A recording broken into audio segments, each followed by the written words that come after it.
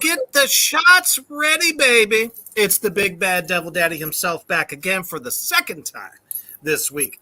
And we've just kicked off officially our Badass Women of Metal and Horror series that I'm going to be doing the next few weeks. And tonight I present to you the dark and lovely Diana and Britt from Scoffer Studios. But before we get into their wonderful world of horror and all kinds of stuff that they do, we're going to be covering all that shit. So right now, sit back, get the popcorn out, pour the whiskey, and most importantly, share this shit out anywhere and everywhere right now. We're going to take a quick commercial break to our brothers over at Villain Arts Tattoos. Check it out.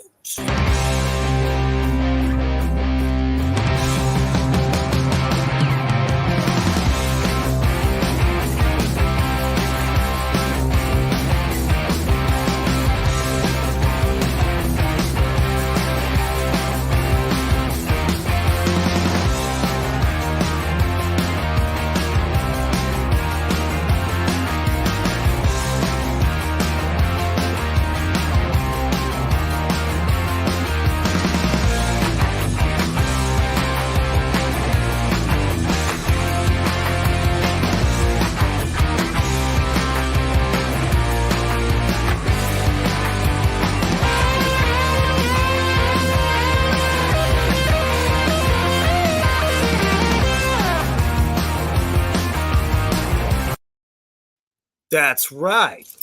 Villain Arts Tattoo Conventions, the largest in the world, in the country. And if they're coming to your town, you better get your asses there. They got tons of artists locally from across the U.S. that come to these, including Ink Master finalists, and all that stuff will be there. And it's not just about tattoos. It's about art in all forms. So we are just one freaky ass family, and it's a damn good time. Myself and my Dark Queen Mischief should be showing up there. Hopefully within the next few months, we'll keep you updated. All right. Well, welcome, Kyler. Welcome, Paul, to the show out there in the comment section. Remember, you got questions. These fine ladies will definitely answer it for you. All right. So we're here with Diana and Britt from Scoffer Studios. Let's fucking start at the top. How'd you all get the idea to do this? And what was your process? Well, we've always been in love with horror, and it's our favorite genre. I've always been fascinated with the macabre and the dark side of things. When I was a little girl, I used to read Stephen King, and I just love horror. So later in life, Clive Barker also, though. Oh yeah, oh definitely, cool. Yeah. And he was my favorite. I love Stephen King, but damn, he could write some dark ass. I always liked him too. And so anyway, I'm fascinated with murder and mystery and the macabre and dark things. And I love Tim Curry. I adore him. He's one of my favorite actors. And so I was working as an artist in Orlando, Florida, and I started writing. I was 21, and I always wrote really dark, scary things. And later, we decided to start this studio, and Britt and I, and so of course we're just exclusively horror. That's all we do is horror. She is even darker than I am, I think. Yeah, when other kids were watching My Little Pony, I was Googling Renaissance torture devices and diseases and learning about all of the quarantines that they did in the Black Plague and exploring what rabies does to your brain. So, like, I wasn't normal. Oh, that's okay. I mean, there's so much fun stuff in history. That's why I'm always telling young people, read. There's so much fun shit that you just don't know about.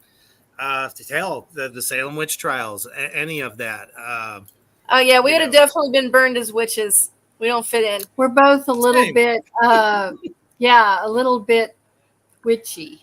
So yeah, Nothing we wrong with that. shine. We have a I'm definitely shine on the other kind side Yeah, of the coin and myself. it's a lot of fun being this weird now. I mean, aliens apparently exist. That's fun. We're gonna start like looking into maybe doing an alien movie later.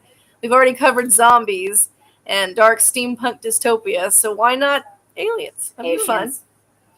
I mean, it's something we all knew. It's like, did we really had to have these brave guys say that? Yeah, it's true. I mean, Yeah, come and on. if The evidence has aliens always exist, been there. if aliens exist, just bust out the zombie apocalypse. It's coming too. Exactly. I mean, we're like one immunization away, right? Anyway. Probably. There's just so much toxins and bacterias and things that they're always saying is so fucking good for us. And then Yeah, when it comes to bite you exactly. in the ass, literally, they're going to be like, ooh, we sure fucked up. Well, if you've ever played The Last of Us, they are experimenting with the fuck yeah. cordyceps fungus on medical purposes in your lungs. I'm sure that's not going to go wrong at all.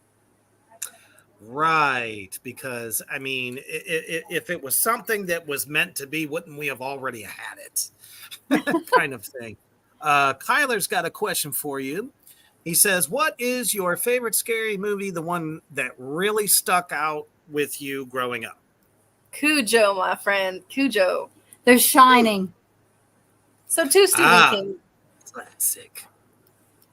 I loved them both equally.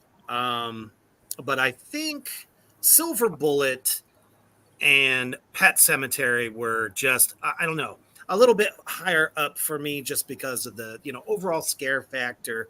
And the acting was fucking top notch every time. I do love the hopelessness of Pet Cemetery and the whole monkey's paw of having your loved ones back, but they're crazy and they want to eat you. That kind of sounds familiar. Zombies. It really kind of does, doesn't it?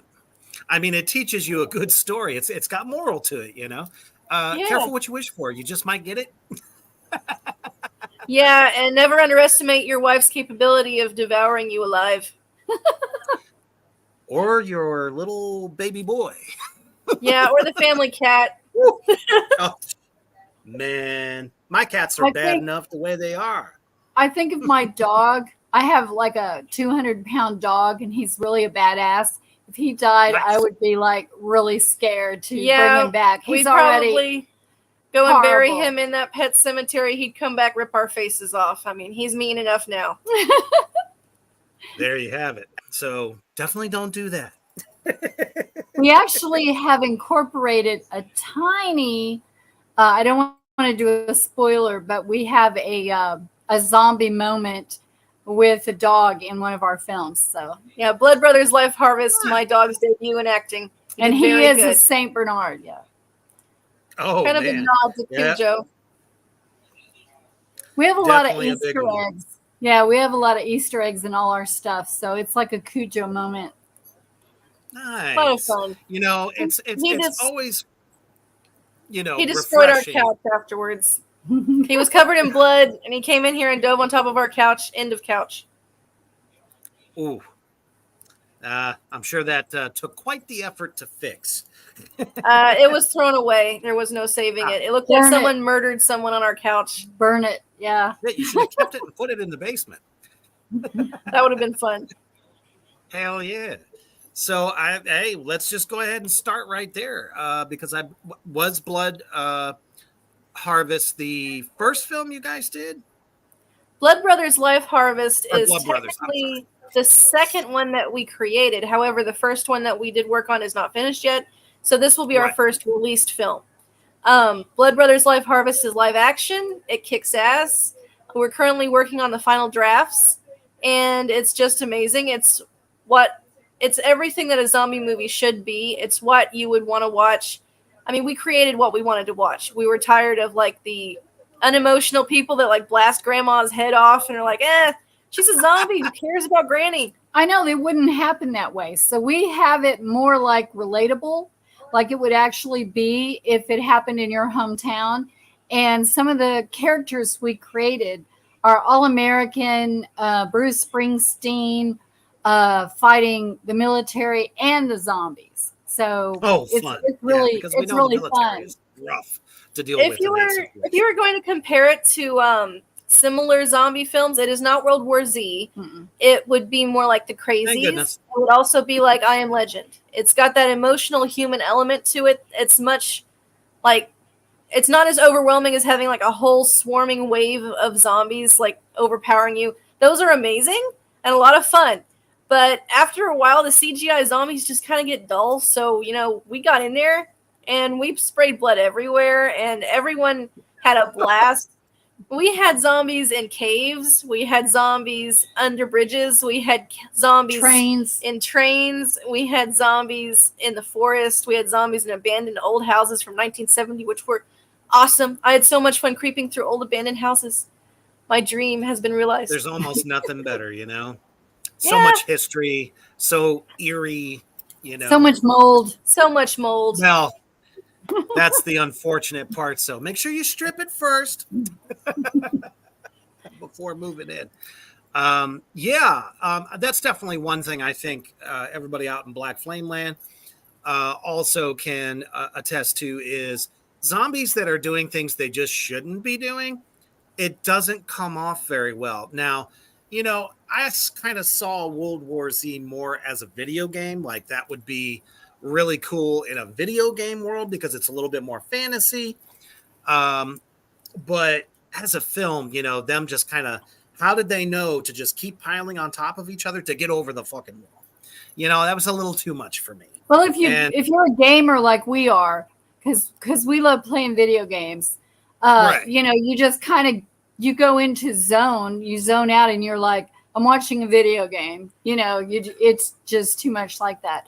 And our film is not like that at all. Yeah, and even in video games, when you're facing waves of zombies, you can't really slow down and enjoy what you're doing because you're like, here comes another wave. I need another roll of barbed wire and more ammunition. When you're up against the boss, the one big horrible boss that's kicking your ass for the next 10 lives, that is scarier, much scarier. Yeah. And so we took that element of the boss battle, and so the entire movie is full of boss battles. It's not waves of zombies. It's intricate, but really interesting and intimate moments, and interspersed with, oh my God, that's scary zombies. I mean, it's great. But we made you care about the characters.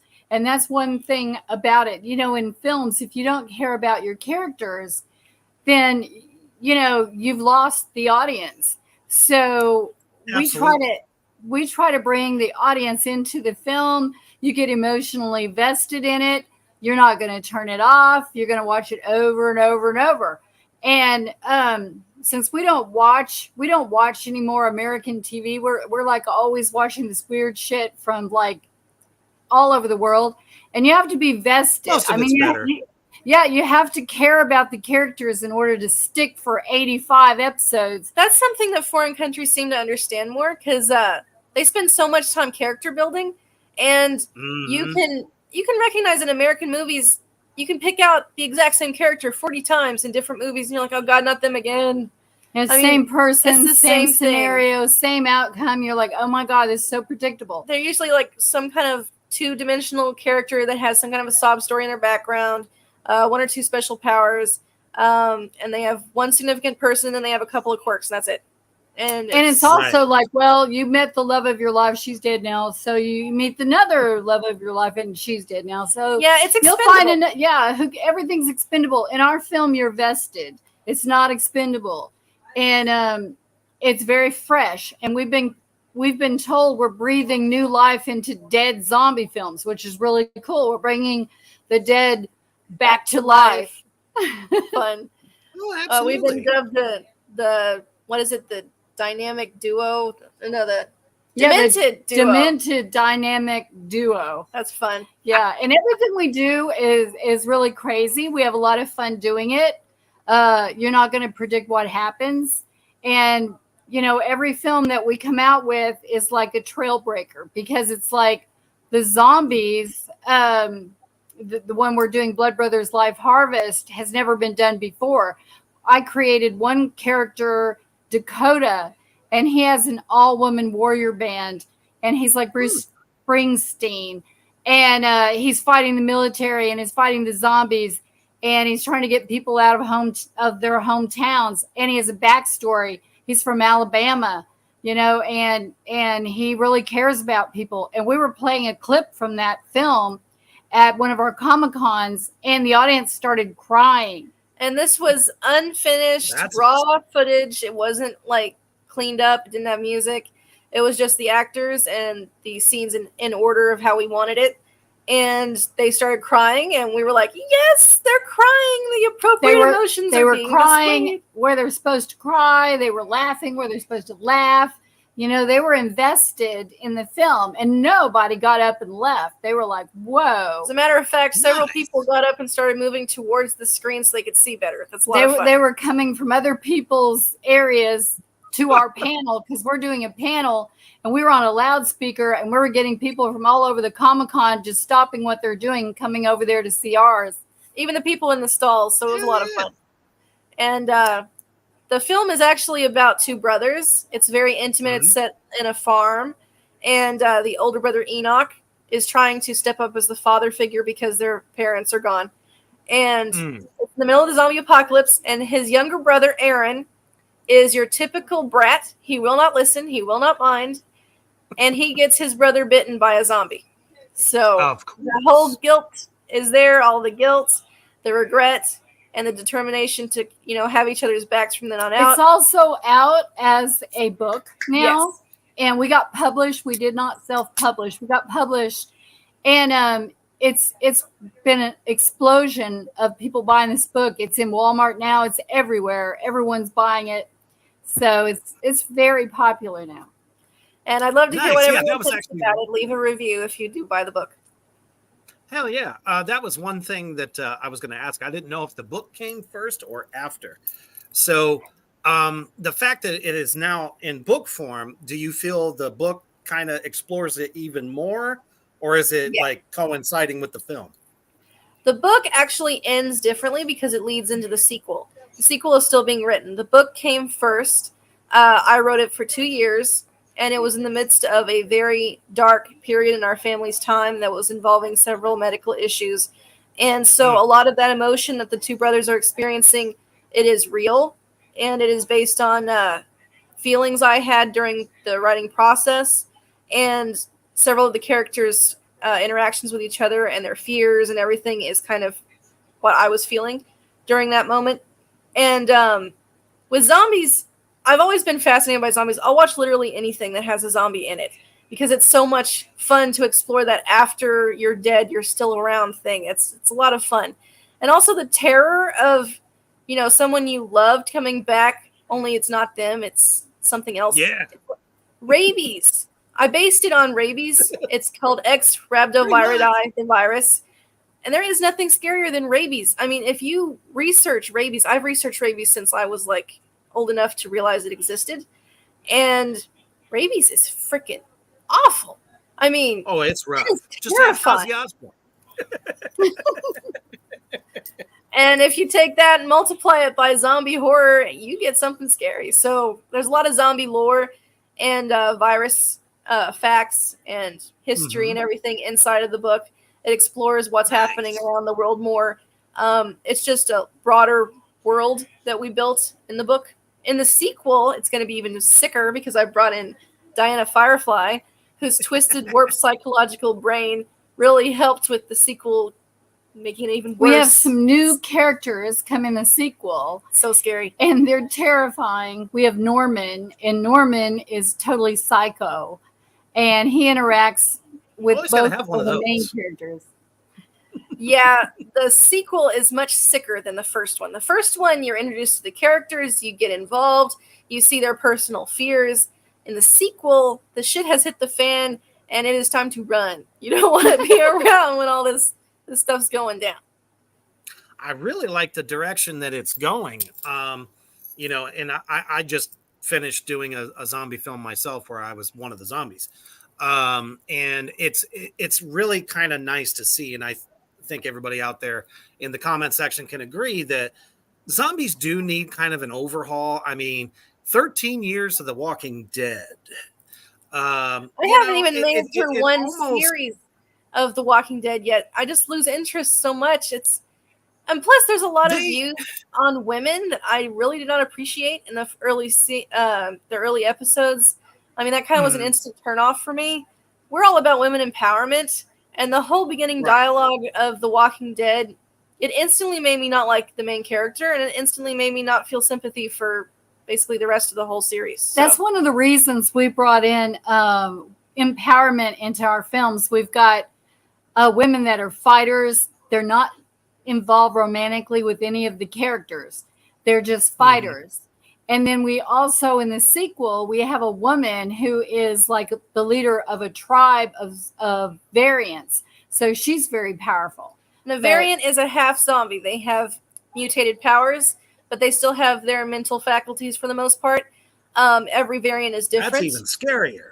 Yes, yeah, and they may not even look like a zombie. And they do not like humans, and they do not like zombies. They are themselves. They are variants. They are different. So that would be your version of talkers. I like well, that. If you get captured by them, you are not going to make it out alive. You may get eaten. But, it's a toss-up on what their mood is at the moment. It's definitely something that's been tossed around a few films, but never really focusing on it so much. This is focused. It's a fresh idea. And I think that's we're exploring really that a lot because I actually thought I'd invented it, but it turns out that All of Us Are Dead also struck on the same genius vein because they have their version of variants. I'm not sure what they call them, but it's not touched on very much in zombie lore that I've encountered, really. No, not really. Especially the Romero, all the Day of the Dead, Dawn of the Dead. It's never really been. It was a little bit touched upon where they were doing tests on zombies, and suddenly they'd have some of their brain function and be able to somehow access memories and stuff, but not enough to really make it that interesting. So this definitely sounds badass. I have one character. And she just burns herself whenever she starts breaking out, like leprosy, or it's the zombie virus. And she'll burn herself all over, so she has scars, but she's gorgeous. She's this beautiful woman. And you would never know she's infected, but she has burns all over her body. Yeah, we're planning out the sequel of this zombie film, but we are going to need more backers for that because we did self-fund the zombies. And we're not going to do that again because that was heavy. That was really hard to do. Oh, my God. It came out amazing. Crowdfunding is a motherfucker. Yes. It is definitely Netflix worthy. It is definitely, all these big studios. They always think that I didn't show them our zombie movie. They're like, no, show me yours. I don't want to see a Netflix movie. I want to see your zombie movie. I'm like, that's mine. That's what it looks like. It's not an indie film like you've ever seen before. It looks freaking awesome. Right. So you don't think that it could be successful like Tubi, Netflix, anything like that? I mean, do you want it out there on VOD? Oh, it's going to be everywhere. We've been approached by several people. We're holding out for the perfect distribution company, but we're liking where this is going. We're really excited to see what we end up with. Oh, that's fantastic, because I can't tell you how many directors I've had on that, it just turns into a nightmare of trying to find the right distribution. We've been actually doing what they say they're going to do. You know what I mean? Yeah. Some of my friends in Hollywood will tell me, like I had a friend tell me that she was working with like Gravitas or Paramount, and she tells me all the stuff that she went through. And, we've been approached by the same people.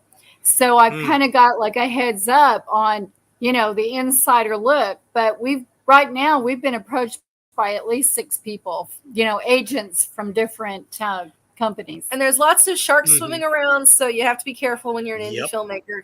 Lots of sharks. Oh, big time. But they underestimate that we're girls. They're like, oh, they're pretty girls and we can, do whatever. But, we're smart. we're not gonna be duped. Right. And it seems pretty pretentious for them to even think that in the first place. I mean, it's 2023, not 1971.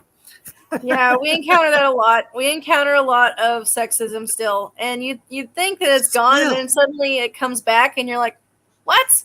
Yeah, we were Seriously. invited. We were invited to a meeting in New York where there was some big players, that were funding films, and they asked us if we liked a hot tub after. We're like, no, No, we do not want a hot tub. We want to sign contracts and stuff, so no. That's the dumbest thing I've ever heard. Probably try to talk you out of percentage as well. So, wow, that's a shame. But that's why indie film, and I've always been a big fan of, not just as an actor, but just in general, because the art is truly the art. The creativity is there. And, nobody can fuck with what your formula is or what you're trying to do, convey. There's no one trying to tell you anything. Yeah, sure, Indiegogo. That's what we do because that's the easiest way to get that kind of crowdfunding. And they don't have any control. They actually choose to invest, not for their own benefit, but just because they think what you're doing is great. So let's take a quick look at the trailer for oh my God, I can't speak for shit tonight. Blood Brothers Life Harvest. So bear with me just a second so I can pull this up. And this way everybody can see what you guys are doing.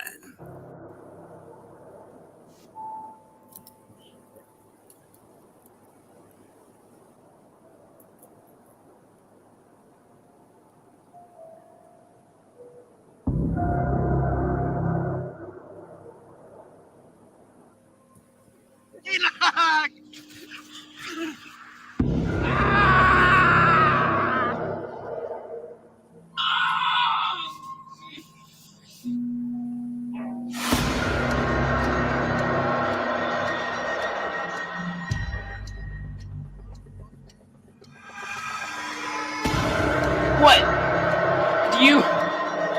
Do you think this is just happening to you? I have to save my family.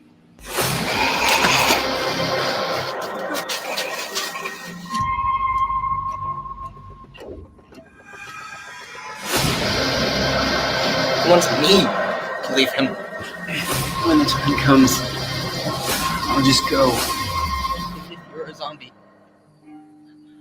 I'd still love you. You're my brother.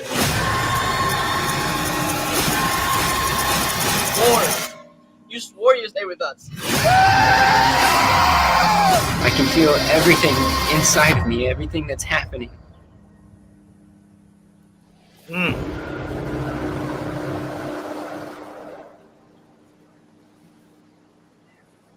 All right. Just in that little bit alone, folks, especially out there in Black Flame Land, you could feel it. You could feel it in the actors. So, who was in charge of the casting? Did you guys handpick them yourselves? We handpicked them ourselves. We went through vigorous zombie training for about a month and a half before we actually started filming. Everyone was local except for some really special people that flew over from England. And Nice. It was a wild ride. We actually had a lot of real emotion on set. We have several romantic couples that paired up with their actor counterparts during this film. So that was really cute to watch. We take multiple takes over and over and over. Yeah, Britt is great at that. When you're doing romantic scenes over and over and over again, and it's real sparkly, there's bound to be some real emotions flying around. And we also had some tragic emotions that were real as well, because real life does happen during filming. And oddly enough, it does kind of parallel art sometimes. So several times we would be shooting a very emotional moment, and the actors would be going through personal trauma in their lives. and they would mention it to me. And if they were comfortable continuing filming, they would bring that emotion on set, and it was really powerful. And we really got some amazing footage out of all of that. And I'm very proud of all of our cast. They did a great job. And, if we do a sequel, you might come back. Really fun. Absolutely. I think that would definitely keep the magic alive that was created in the first one. I mean, for as many that can come back, because obviously the one character does end up turning all the way. And just to kind of like watch that unfold is so heart-wrenching. There was in the sequel to Dawn of the Dead, it was the daughter and the father, where he was bit, and somebody was going to have to do the deed once they turned, right? And that was like the one part that I wish all zombie flicks would have, is like going through those last moments, what they're feeling. You can see it in their face and their voice and stuff. So but another thing, great job at that. Another thing is ours is not predictable. So Yes, you can't predict what's going to happen because they're variants. Everything's very exciting, and everything has twists. And I can't wait to see what everyone thinks about it. We had a great time creating it, and the sequel is going to be even sicker. Much sicker. Do you have a projected release date for this first one? This first one will be finished and ready to be seen by distribution companies by Halloween, probably. And depending on how fast distribution puts it out there, it could be out as early as like spring. Just depends on the studio the distribution company that actually we sign with. So It's a process, but it's a lot faster than animation, because our film Dagon Troll World Chronicles has taken us like 5 years to make. We're still working on intricate. Dagon. Dagon is basically our first film. It's an animated film, but it's noir, and it is R-rated, and it's like nothing you've ever seen before. It's kind of like Blade Runner, and it has the magnificent Tim Curry, starring Tim Curry, and also the fabulous Doug Bradley, who is Hellraiser, the original Hellraiser. Pinhead, to be specific. Exactly. So I always felt that he was the best. The best. He is the best. He's wonderful. And then we have Bryce Papenbrook from Demon Slayer and about 45 animated films. He's amazing. He was from Attack on Titan. So we've got some big stars. We have Emily O'Brien. And we have also Leon Hendricks, Jimi Hendrix' brother. So we have a mixed bag of fabulous actors in Dagon. It's scary. It's horrific. It's a dystopian kind of steampunk, cyberpunk, gothic, crazy world. And it's very violent, very sexy. It's fully animated by myself and Diana Firefly, because no one else could match our art styles.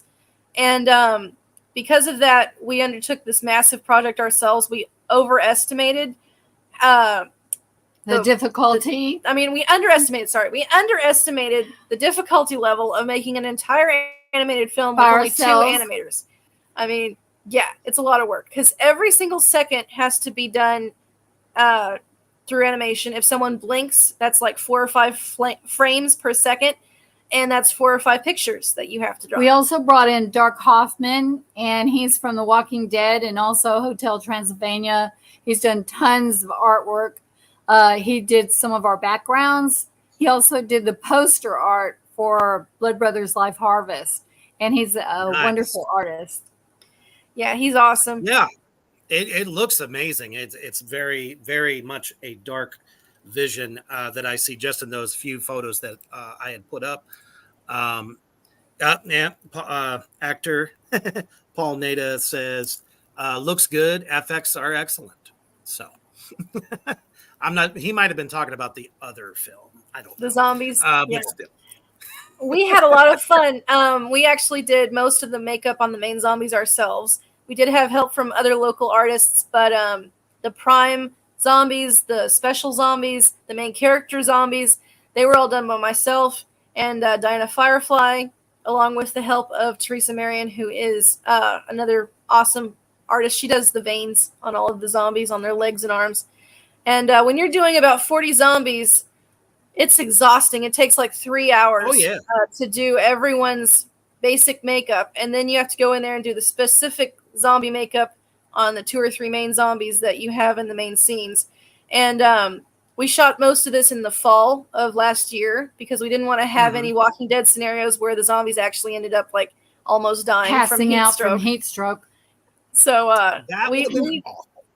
we tried to keep all of our zombies comfortable and cool, and we fed them barbecue. And Nathan Buck, gotta get them into character, you know. Nathan Buck brought over his food truck at the curb, and Nice. he supplied the hordes with barbecue and burritos and awesome stuff. Chimichangas. And all the cast would sometimes bring in their own little, It was like a love. Zombies. It was like a love fest. It was like a zombie barbecue, man. I mean, it was awesome. And it's Hopefully funny there because was a lot of porta johns around. oh yeah, and it was funny because even now people will recognize us locally and say, "You're those zombie people. Did you know that a whole horde of zombies came in here to get like Cokes and ice cream last week and stuff?" It's fun.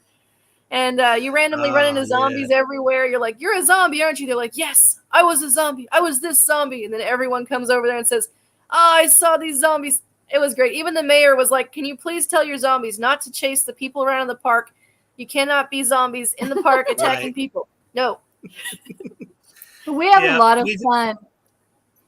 We did something similar. We would go over to like the only restaurant that was near where we were shooting Attack of the Corn Zombies. And we were all in character and would go into Subway. And they were like, "This is amazeballs." And they just kept taking photos. I'm just sitting there trying to eat. Got a couple of shots of me, going ham on a fucking sandwich. Totally dead it out, I think people really enjoy that, especially like small towns and, we would be shooting. Where you're shooting. We would be shooting and they'd be out on the street trying to wave down cars going, "Ruh," and every once in a while the cops would drive past. The cops would show up and say, "What's going on?" And yeah, we one time had a bunch of kids lined up. Yeah, we had a bunch of kids lined up against the wall and a bunch of military people aiming guns at them because they were little zombies. It was plastic guns. It was plastic and guns. Someone called the cops, and so the cops showed up and we're standing there all angry and we're like, "Hi, do you want to be in a zombie movie?" They're like, "No. What are you doing?" We're like, "It's plastic. Everything's plastic." Like, "You want a cupcake? We got cupcakes." They were cool. They were okay with it. Did you have to do any permits or anything, or? Yeah, we have permits everywhere. It was a lot of fun though, and the zombies would always go to Walmart. The zombies would love going to Walmart, and we have pictures that zombies send to us saying, "Look, I'm in Walmart. And I'm eating this person." It's fun. That's awesome. Hey, I mean, you can't get publicity like that, And all the mayors were awesome. I mean, everyone we love was our mayors. so great, and they just pitched in and helped us, and we had great music. We had Luke Truan from Discovery Channel. He jumped on board and did all our music. And then we had a couple of rock bands. It was amazing. Yeah, we've got Rob Wilson. He's awesome. He's doing some of the main soundtracks. We also have Beautiful Death from Australia. And he's doing the more intricate romantic moments music. And we do have our eyes on some really amazing songs, but they're like huge people, so we haven't really worked that out yet, but it's in our dream maybe list. The sequel. Maybe that'd be awesome. But we love probably be easier to get after seeing the success of the first one. They might be more we're thinking trilogies, really, because we've already got the book. That's not a bad idea. Yeah, and then we've got the second book almost finished, so sky's the limit. We could have 3 books, 3 movies. And then if this ever runs out of steam, we fall back on all of our other projects, including Aliens. Yeah, we just wrote a really cool alien book, just brainstorming. It's fun. Me and her will be sitting around and we'll suddenly look at each other and have the same damn idea. And we're like, "Oh my God, let's do it." Most of our projects are 50-50. Dagon's a little bit more mine. But it's all hers, basically. But we're both on the same track. And we come up with the weirdest shit. I mean, just really freaking crazy shit that no one else evidently thinks of. Yeah, I've got a Well, master's there's in not original psychology. thought left in most of mainstream films. There just isn't. And they just keep trying to I'm still concerned. Yep, I said it. I'll say it again. I am concerned about the new Exorcist film coming out because I'm really hoping they do that franchise justice. Because if they fuck it up, I'm going to let them know. I wish they would just make some new stuff. I mean, they usually go back and destroy the originals. I mean, they keep on messing with it until it's just ruined. Yeah, you can't beat the original Hellraisers. They were so terrifying. I mean, they were just freaking Gritty, terrifying. dark. And the original Freddy Kruegers, the original Shining, the original everything. Everything is when they remake it, it gets stale. One thing I did enjoy really was the new Fright Night that they made. That was a good one. Yeah, I like the Fright Night. That was good. It was the only and one the I new couldn't Crazies get. was good too. The Crazies. The second one I could stomach easier than the first because I'm an original fan of the Fright Night. I thought the cast was brilliant, especially Chris Sarandon. Holy shit. But it's funny you mentioned Nightmare on Elm Street because apparently, and I don't know how it slipped my radar, they're doing a remake again, only this time Willem Dafoe is Freddy Krueger. You know what I it think would he's have going been to sell it. if we had written Freddy Krueger and they were going to remake it so that you had more of Freddy Krueger's background. Me and her were talking about it. We were saying he should not have really killed those kids to begin with, and they should have wrongfully murdered him. And that's why he decided to come back and kill everyone, because he's like, fine, I'll be your monster. You bastards killed me. Sure. An I'll kill you anti-hero. too. Yeah. I mean, that would have been more interesting. Fan of that stuff. Love that concept. They are going to go, I think, a little bit more in depth differently from what I've read about Freddy Krueger's background, what happened, all that stuff. I don't know if they're going to make him like a product of his environment. Because apparently, no. Please no. They do this so much. Just come out with something new. Remake Cujo. It would be great, wouldn't it? Cujo would be awesome if they remake it. That would be amazing. That'd be fun. Yeah. Yeah. I mean, the first one stands alone just fine, but I think that would be one that they could probably make even more ferocious than the first. Oh, yeah, because no matter how scary Cujo is, he's still a big, fluffy St. Bernard, and he's very cute. They should have. Oh, absolutely. I really believe they should have gotten more into what came out of the closet and let you know that this is really not a dog. It is really a demonic creature that came out of the closet. Yeah, we read the books. So it should be more like it looks like a dog, but it's not a dog. That would have been fun. That would have been really creepy. I guess they just didn't think they could sell it? I don't know. Probably not for the Weird. time. That probably wouldn't have really worked. But now since aliens are landing, I mean, yeah, people would buy it now. Go for it, aliens. Do it. That's fun. Aliens exist. That's cool. Speaking of devil animals, she's been trying to crawl on me all night. But yeah, I definitely think that would be cool. Oh, I like dogs too. My wife does not. We have two so we dogs. We have two familiars, so we got two cats. We have two dogs pushing 200 pounds. Yeah, St. Bernard and a Great Pyrenees. And we want to get another one. I want one of those Russian Caucasian dogs. She likes the big mean dogs. Like big mean things. Yeah. I like the big stupid fluffy ones. Oh, then you would like the Russian bear dog. Have you ever seen that? Yeah. I haven't. Fucking huge. They are. Oh, yeah. my goodness. Well, and you want to talk about Fluffy. You got Fluffy for the next eternity with those things.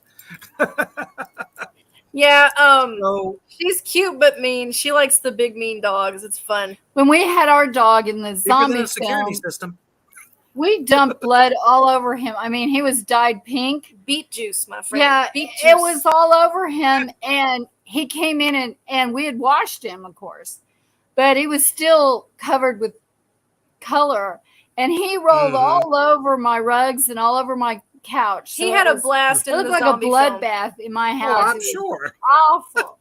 He had a blast. I thought it would be That'll a be fun nightmare to trying see. to get him to act, but he did great.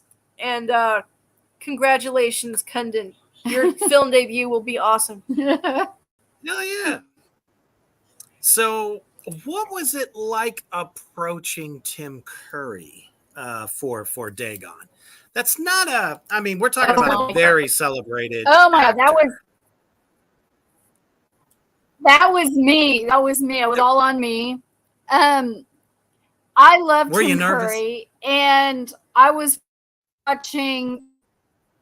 Oh my She was God. hysterical, but it was great. She's so smooth under pressure. I mean, I'm not. I was on the Oh, phone okay. to his agent, and yeah, I had been talking to her probably on the phone 6-7 times already. And everyone in my house, we had all this company when she calls me suddenly and says, I think we can do this. I was freaking completely out, and everyone was so interested in what I was saying to her.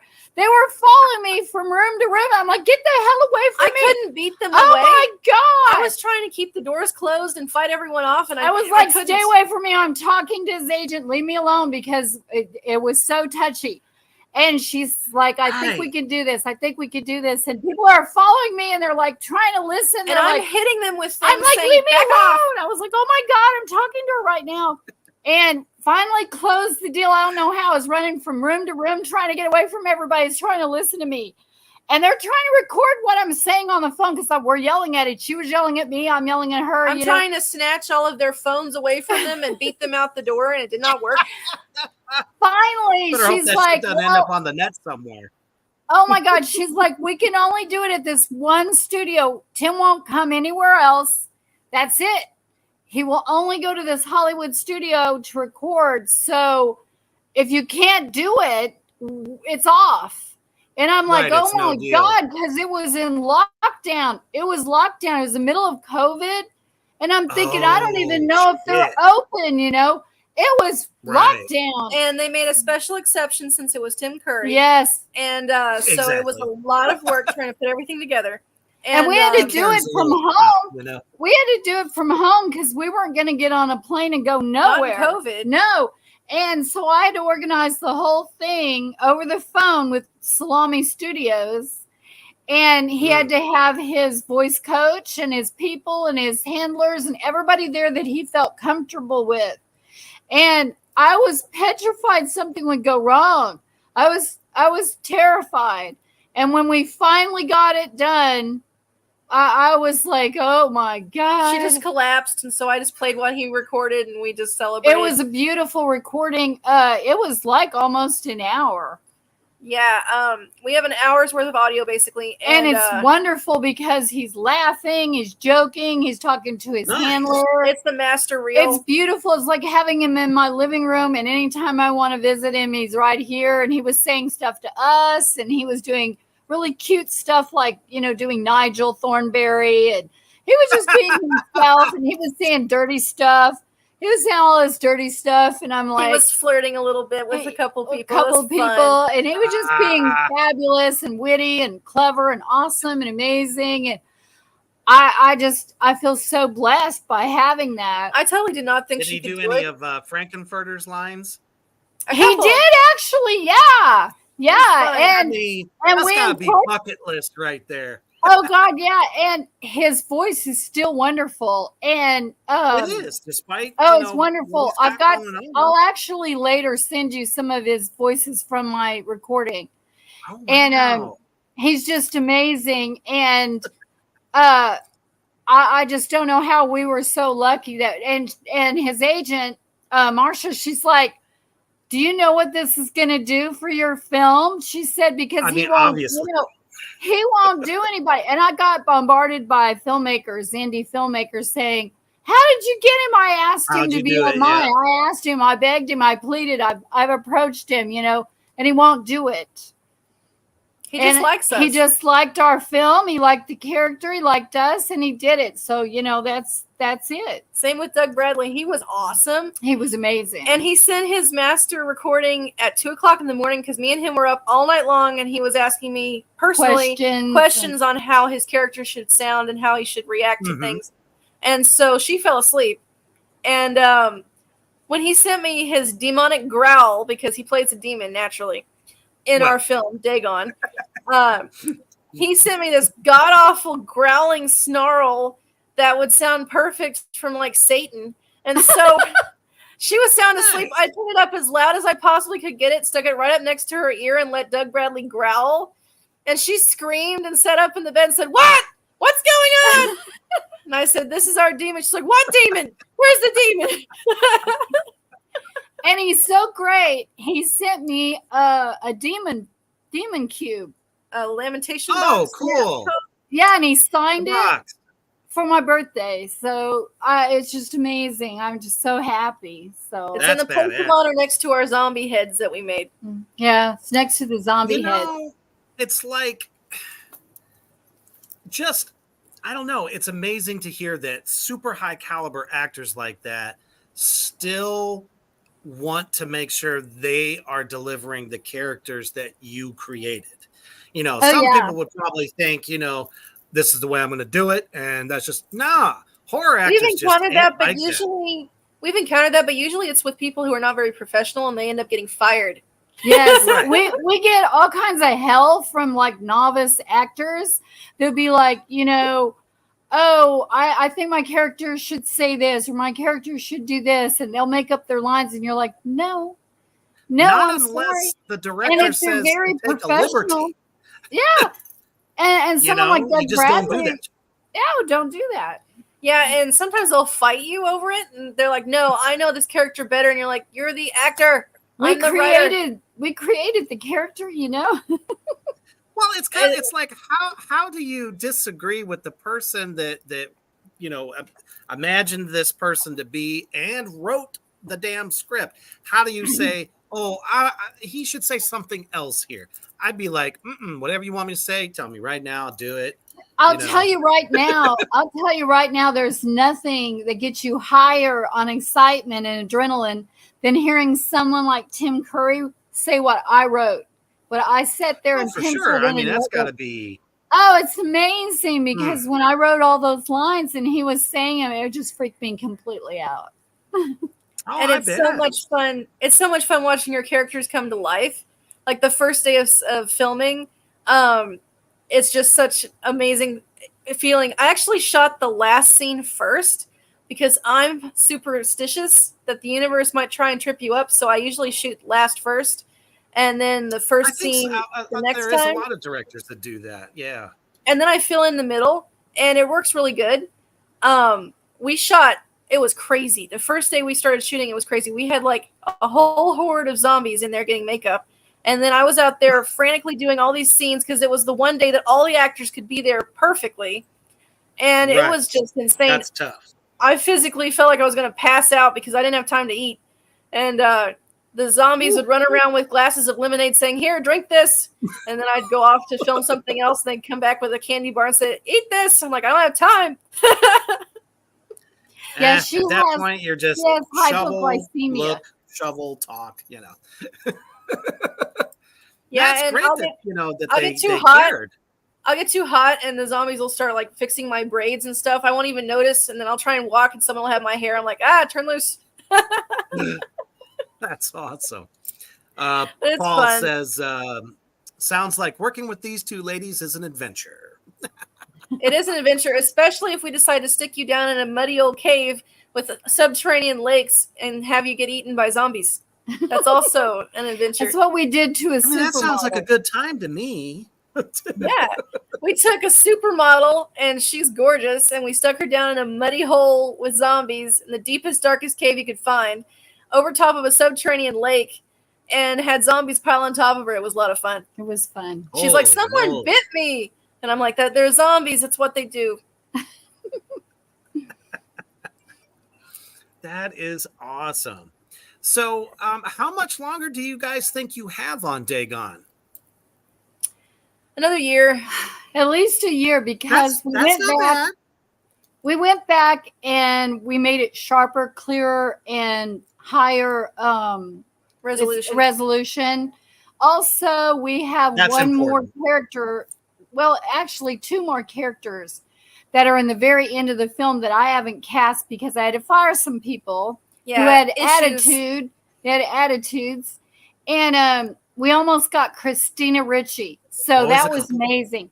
That was absolutely amazing. We were 3 weeks negotiating with her agent, and she had to do Wednesday. Yeah, it was a little part called Wednesday. So for Tim Burton. But we may revisit that because I have a female character called the Dahlia that I need to cast for. And Winona Ryder is also on my radar. These people are very busy, and you have to catch them in between movies. And so, yeah, as long as Dagon is taking, it's actually kind of good because we get you can better and save better more money and get bigger talent. That's very, very true. So in a way, it all kind of works out. So it's really not about how long it takes; it's the journey. Well, yeah. Some animated films take 12 years, like Avatar. So not that one. That's for sure. CGI, but same kind of feeling. If you want perfection, you gotta take some time to make it. And ours is a noir film. It's black and white. It does have a few sprinklings of color, but it is something that's never been done before. And we kind of revisited different things on there. We've got Easter eggs. I think the can would love it. So we added some new actors this year. And sky's the limit with Dagon. I think it's going to change history. People are going to go to Comic-Cons dressed as the characters. They're going to say, I'm Necrofer, I'm Dagon. Yeah, I can see people just all over, like Japan. We're huge in Japan. Dressing like the characters and saying I'm Dagon or I'm Jacqueline or I'm Maxine. I think it's going to be like characters that are very worthy of cosplay. Just seeing the few drawings that we've seen tonight. I mean, I could see it. I totally could see it. There's all kinds of demonic characters, lots of horns, which I'm always a fan of. So, you could use some horns. Mostly because I wear them quite often. I like the 4 horns. That's cool. Yeah. That was definitely different. You don't really see something like that unless it's like almost like a dying tree kind of like head thing going on. But to have like 4... Yeah, we're still tweaking Tim Curry's character. I think we're going to make him a little bit meaner looking, but he'll come out great. He's in the very end of the film, so we've got some time to tweak his character, make him a little bit.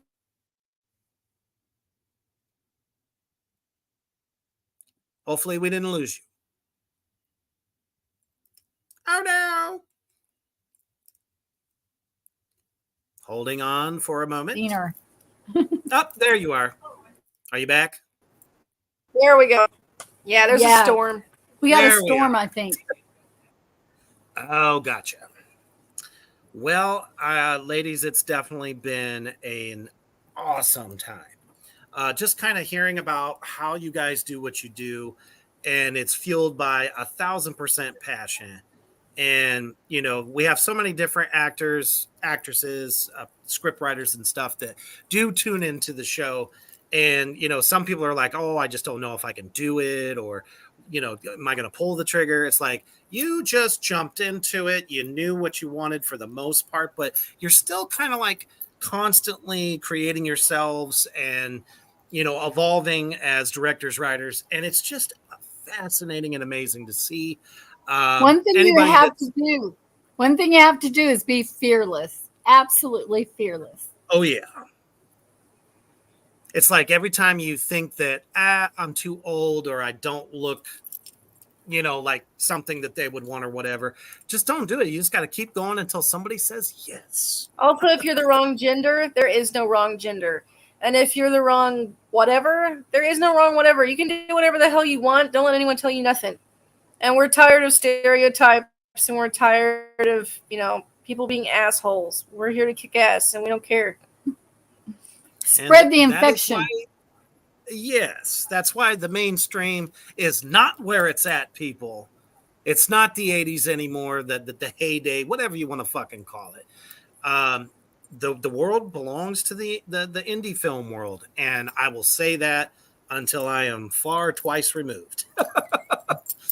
So thank you guys so much for joining us tonight. We cannot wait to see these projects when they come out. Shameless promotion time. Where can they find you? How can they get in touch with you? All your stuff. Well, you can find all of our projects on YouTube, Facebook, and everywhere else online. Just Google us. We're there. Blood Brothers Life Harvest is a book. You can buy it in Walmart. You can also buy it on Amazon. It gets farther into the details of the virus and the characters and their inner thoughts and everything. And Dagon Troll World Chronicles will eventually be ready to be released next year. And Blood Brothers. We also have 2 more books. Yes. We have Rowan and the Fell Beast, which is scary. It's a fantasy scary book. And it's written by both of us. And then I have Over the Hills and Far Away, which is another published book. And it's a spooky thing, like, for kids, but older kids. It's like Coraline. It's like Coraline. It's really creepy. Who doesn't love that? I know. Yeah, awesome. It's very creepy for kids. And they're both available on Amazon and Books A Million and everywhere else. And we're Walmart. personally on Facebook if you want to check us out. We're always posting, we're shooting over here, we're shooting over there, we're looking for this, we're looking for that. We're casting. We even put out things on our Facebook saying we need this character. So yeah, so if you want to reach out to us, you can contact us there. We're always looking for new creative talents, and we love to hear back from our fans. So we love it. That's right, because without y'all, there's no us. So thank you, everybody out there in the comment section that have been watching tonight. Make sure you share this shit out. Very inspirational, I think, for literally everyone. Y'all definitely didn't disappoint. It's very exciting. Can't wait. So as you are... Oh, go ahead. I'm sorry. Must have been a delay. Thanks for having us. Well, there we go. So as you are about to lay it down for the evening with visions of zombies chewing on your flesh, just always remember, stay heavy. Whoop.